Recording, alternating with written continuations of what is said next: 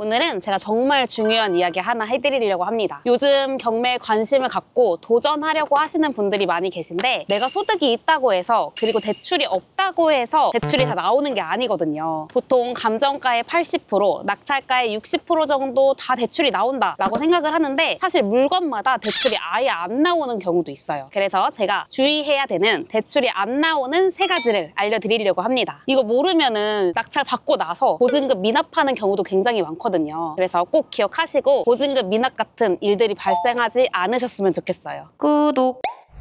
자, 일단 첫 번째는 대항력 있는 임차인 물건입니다. 이게 왜 중요하냐면 사실 나올 때도 있고 안 나올 때도 있거든요. 이게 무슨 말이냐면 임차인이 말소 기준 권리보다 전입을 빨리 하면 대항력이 생기죠. 그럴 때 만약에 낙찰 대금에서 이 임차인이 보증금을 다 못 받아간다 하면은 임차인의 보증금 중 못 받아가는 부분에 대해서 낙찰자가 인수를 해줘야 되거든요. 쉽게 말해서 낙찰자한테 인수되는 채무가 생기는 거죠. 이게 은행 입장에서 이 낙찰자가 임차인의 보증금까지 물어줘야 될 때 은행에서는 이런 불확실한 관계를 굉장히 싫어합니다. 이 낙찰자가 이 보증금을 다 물어줄지 안 물어줄지도 모르고 그리고 체납된 세금이 얼마가 되는지도 모르고 은행 입장에서는 리스크가 있는 경우이거든요. 그래서 은행에서 쉽게 대출을 해주지 않아요. 근데 제가 앞에서 되는 경우도 있다고 말씀을 드렸잖아요. 이런 경우는 대항력 있는 임차인이 모든 보증금에 대해서 다 배당을 받아갈 때 그게 확실할 때 은행에서는 이걸 다 확인하고 대출을 해주는 경우도 있습니다. 은행에서 직접 확인하시는 거예요?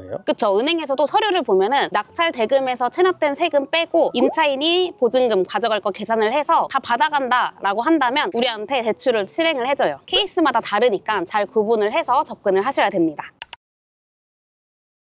그리고 두 번째는 위반 건축물 일대인데요. 사실 위반 건축물이라고 다 안 나오는 건 아니거든요. 평소에 많이 보는 일반적인 증축 같은 부분들은 사실 대출이 나와요. 그런데 면적이 크게 증축이 된 것들 있잖아요. 50% 이상의 면적이 증축이 된 경우 이럴 때는 사실 대출을 해주지 않아요. 왜냐하면 은행 입장에서도 이 물건의 담보 가치를 보고 돈을 빌려주는 건데 50% 이상이 가짜다? 라고 하면은 당연히 돈을 안 빌려주겠죠. 그쵸. 그래서 이런 것들은 좀 조심을 하셔야 돼요. 꼭 현장 나가셔서 위반이 있는데 위반 면적은 어느 정도나 되는지 그리고 현황상 얼마나 차이가 나는지 꼭 확인을 하셔야 됩니다. 그 확인을 어디서 해야 돼요? 대출 상담사 분들 있잖아요. 네. 그분들한테 문자를 쫙 돌려보시고 그 중에서도 굉장히 친절하게 알아봐 주시는 분이 계시거든요. 그분들과 소통을 하셔야 됩니다.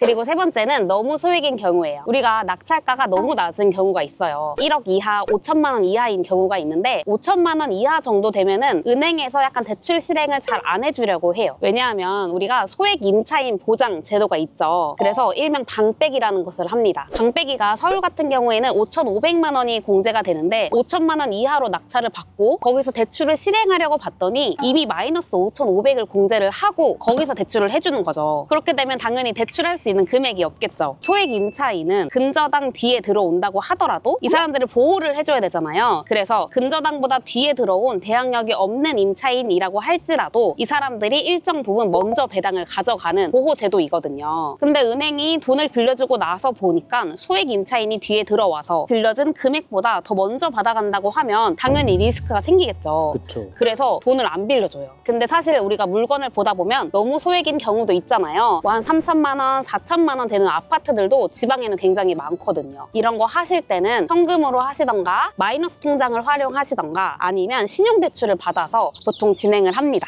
마이너스 통장은 어떻게 활용해야 돼요? 그거는 은행에서 개설하시면 돼요. 보통 한 마이너스 5천만 원까지는 마이너스 통장 이용해서 진행하실 수 있어요. 근데 이것도 사실 신용도에 따라서 달라질 수 있는 부분이기 때문에 이거는 은행 가서 상담 한번 받아보시면 돼요. 그러면 은행은 은행한테 불이익이 생기는 경우 대출을 안 해주는 거네요? 그쵸. 아무래도 은행 입장에서도 그 원금도 회수를 하고 또 이자 부분에 대해서도 회수를 해야 되는데 위험 상황이 발생하면 당연히 안 해주겠죠. 저라도 안 해줄 것 같은데요? 그쵸.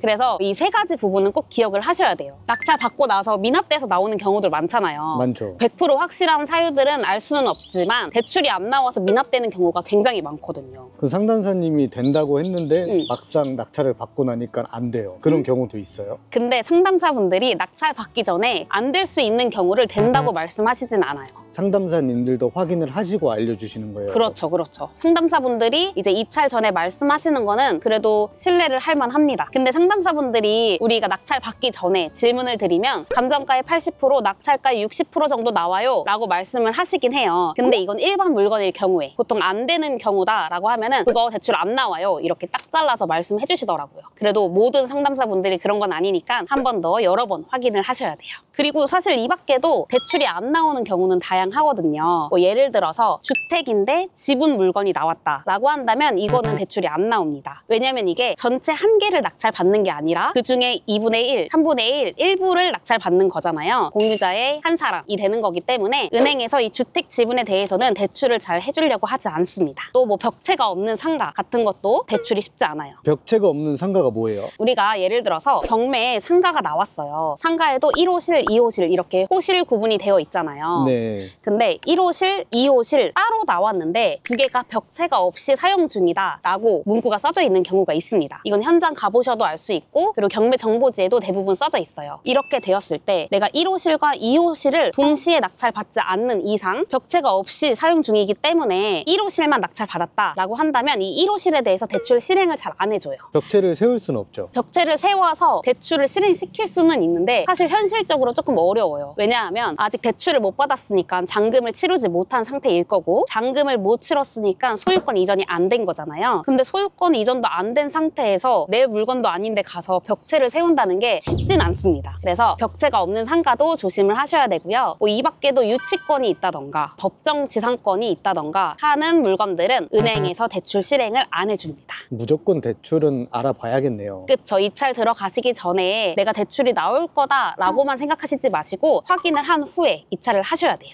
사실 뒤에 말씀드린 것들은 한 단계 더 나아가야 되는 물건들이기 때문에 구독자님들은 딱 3가지만 기억하시면 됩니다. 첫 번째로는 대항력 있는 임차인 물건일 때 구분을 잘 하셔야 되고 또 두 번째로는 위반 면적이 굉장히 큰 경우 이런 경우에는 대출이 안 나올 수도 있기 때문에 꼭 확인을 하셔야 되고 세 번째는 너무 물건이 소액이어서 낙찰 대금이 한 5천만 원 이하다라고 하는 경우는 대출이 안 나올 수도 있다라고 생각을 하고 접근을 하셔야 됩니다. 구독! 사실 우리가 경매로 돈을 버는 것도 중요하지만 제일 중요한 건 돈을 안 잃어야 되거든요. 그렇죠. 그래서 예상치 못한 일들 겪지 않으셨으면 좋겠습니다. 그래서 우리 꼭 입찰 전에 힘들더라도 대출이 실행을 할 수 있는지 아닌지 꼭 확인을 하고 들어가셨으면 좋겠어요. 하실 수 있죠? 네. 입찰 전에 꼭 확인을 하셔야 됩니다. 무조건 상담사님들한테 확인하겠습니다. 네, 무조건 확인하셔야 돼요. 네. 그럼 가시죠. 네. 네.